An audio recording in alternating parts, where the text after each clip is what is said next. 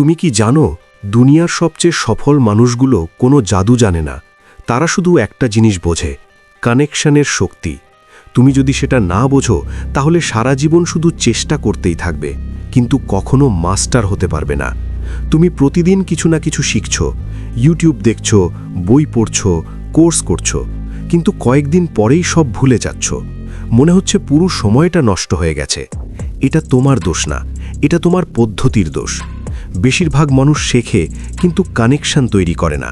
তারা তথ্য মাথায় ঢোকায় কিন্তু সেটাকে জীবনের সাথে জুড়তে পারে না। আর যে জিনিস তোমার জীবনের সাথে জুড়ে না সেটা কখনো সত্যিকারের তোমার হয় না।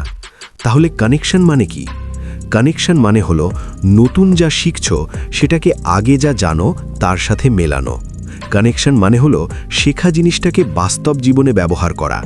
কানেকশন মানে হলো নিজেকে প্রশ্ন করা, কেন, কিভাবে, এটা আমার জীবনে কোথায় কাজে লাগবে। যখন তুমি এই প্রশ্নগুলো করতে শুরু করো তখন শেখাটা আর শুধু মুখস্থ থাকে না, সেটা তোমার ভেতরে গেঁথে যায়। সেটা তোমার চিন্তা বদলে দেয়, সেটা তোমার প্রতিটা কাজ বদলে দেয়। এখন কথা হলো, এই কানেকশন তৈরি করা সহজ না।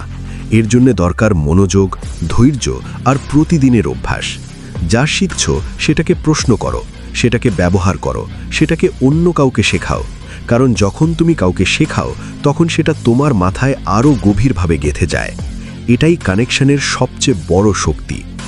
এখন একটু থামো আর ভাবো, গত 1 মাসে তুমি কত কিছু শিখেছ, কতটুকু এখনো মনে আছে, কতটুকু আসলে কাজে লাগাচ্ছ। যদি উত্তর কম হয় তাহলে পদ্ধতি বদলাও। বেশি শেখার দরকার নেই, গভীরে শেখো।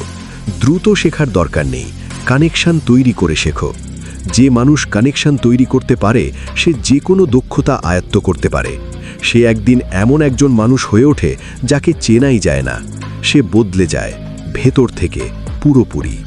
তুমিও পারবে, কিন্তু শুরু করতে হবে আজকেই, এখনই। আর একটা দিনও নষ্ট করো না।